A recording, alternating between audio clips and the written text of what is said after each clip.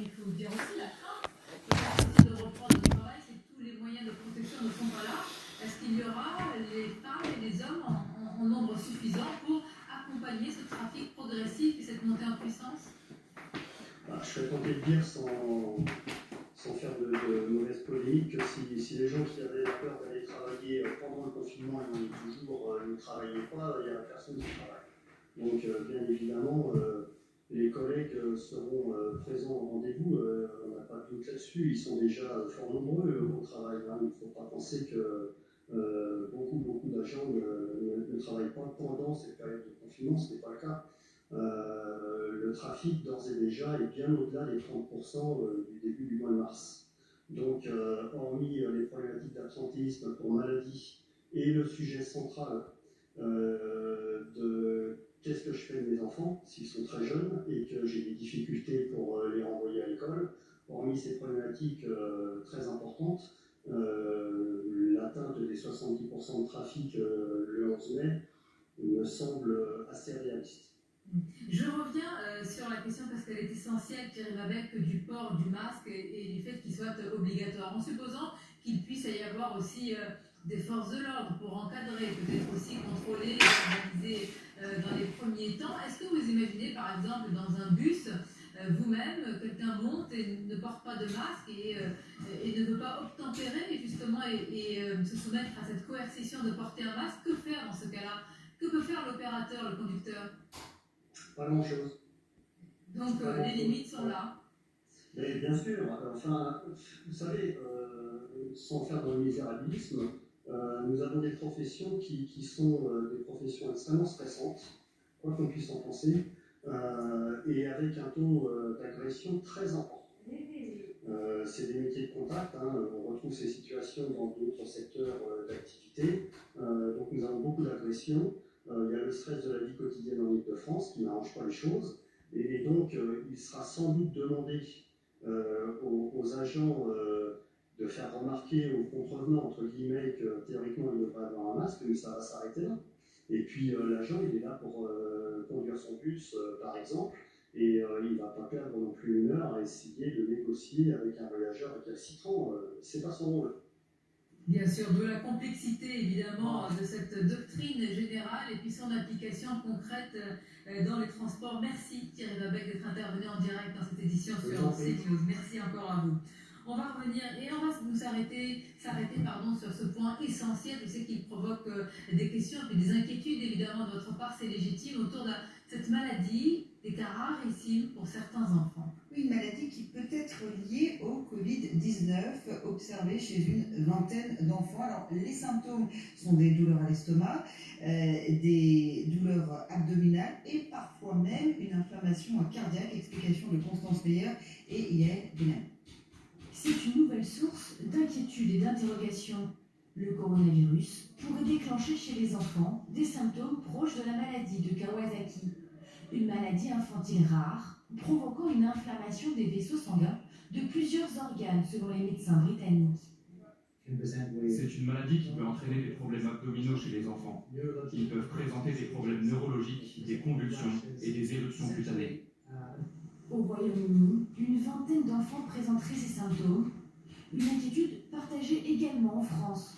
Des enfants âgés de 2 à 10 ans seraient concernés en Île-de-France, selon le quotidien La Dépêche du Midi. Depuis un mois, on reçoit régulièrement des appels de réanimateurs pour des enfants qui présentent un tableau de myocardite sévère et qui ont en plus des signes de la maladie de Kawasaki. Certains d'entre eux ont été testés positifs au Covid-19. Une alerte prise très au sérieux en France, même si rien ne permet aujourd'hui d'établir un lien entre la maladie de Kawasaki et le Covid-19. Et puis autre sujet, le sport professionnel.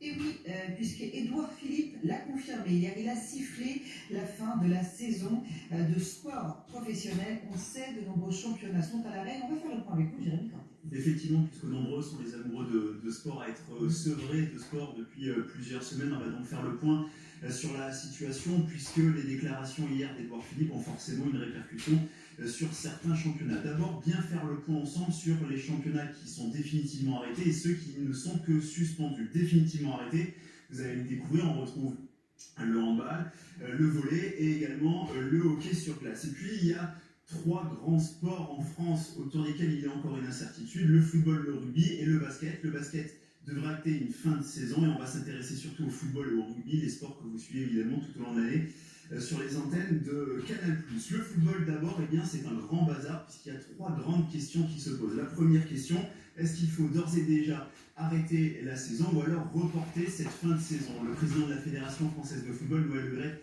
a dit hier que les saisons étaient terminées, mais c'est bien la Ligue de football professionnel qui va prendre cette décision, bien sûr en discutant avec les présidents de clubs. Du coup, si on décide, et c'est la tendance, d'arrêter le championnat de Ligue 1 et de Ligue 2 dès maintenant, eh bien, il y aura une question qui va se poser, c'est quel classement on va prendre en considération avec des enjeux énormes, notamment les places européennes et les relégations. Ça va être évidemment un débat animé. Et puis, si le championnat se termine dès maintenant, une autre question va se poser, quand va débuter la prochaine saison? Est-ce qu'on attend le mois de septembre, comme l'a réclamé le Premier ministre, ou bien est-ce que l'on débute dès le mois d'août avec des matchs à huis clos? Là aussi également, il va falloir se poser cette question. Il y aura un conseil d'administration à la Ligue dès demain avec les présidents de clubs et là forcément il devrait y avoir une décision qui devrait être prise. On a parlé du football, on va s'intéresser désormais au rugby, là aussi beaucoup d'incertitudes. La Ligue de rugby, et qui pourtant a un plan depuis plusieurs semaines, joué en août avec une finale de top 14, la finale du championnat de France qui devait se dérouler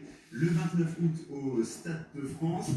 Ça paraît donc désormais impossible puisque l'annonce du Premier ministre, le fait qu'il n'y ait pas de public, fait que cette finale devrait se jouer à huis clos. Il y a vraiment une priorité pour le rugby, c'est de jouer dans des stades qui sont pleins. On ne joue pas dans des stades qui sont vides.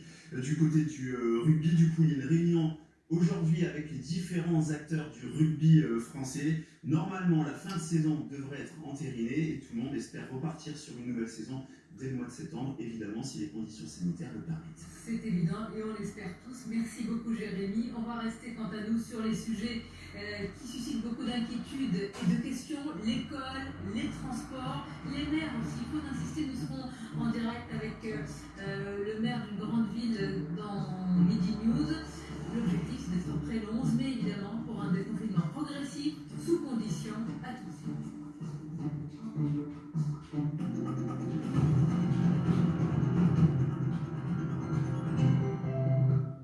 La réouverture des magasins le 11 mai pose un véritable casse-tête en termes d'organisation. D'abord, les boutiques situées dans les grandes galeries commerciales, des centres commerciaux de plus de 40 000 m², ces boutiques ne pourront pas rouvrir le 11 mai. Pour les autres, eh bien là, il va falloir tout réorganiser, notamment dans la vente des vêtements. Il va falloir baliser et marquer le sol de chaque magasin pour canaliser le flux des clients. Il est prévu des comptages à l'entrée de chaque boutique, une personne seulement pour 10 m². Ce qui fait que dans les grands magasins comme les Galeries Lafayette, boulevard Haussmann à Paris, ces Galeries Lafayette font 70 000 m², et bien selon les informations du Monde, il ne pourra pas y avoir plus de 7 000 clients en même temps. Dans les magasins de vêtements, chez Zara par exemple, une cabine d'essayage sur 2 sera ouverte puis désinfectée. Il est même conseillé d'acheter le vêtement, de l'essayer à la maison et de le rapporter s'il ne convient pas. Il sera alors mis dans une zone de décontamination.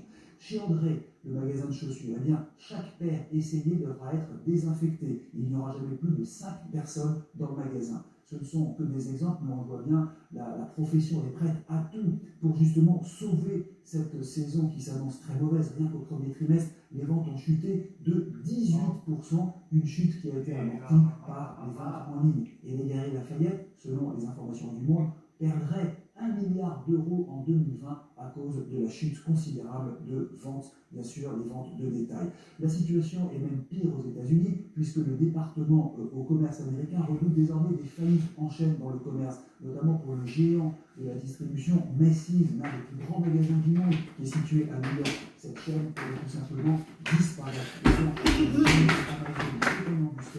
a déjà communiqué de très grosses parts de marché dans le commerce de détail.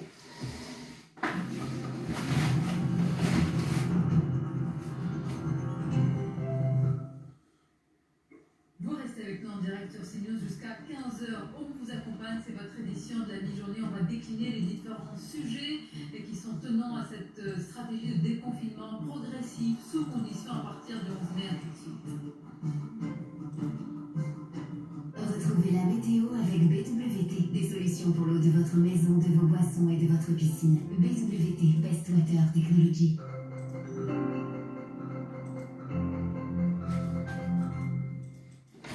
Bonjour à tous. Oui, cet après-midi, les pluies sont plus marquées dans l'ouest. Elles vont circuler au fil des heures de la région parisienne et de France, avec ce vent sud-ouest modéré à fort qui va gagner du terrain et se renforcer. Même chose entre le Var et le Cap Corse.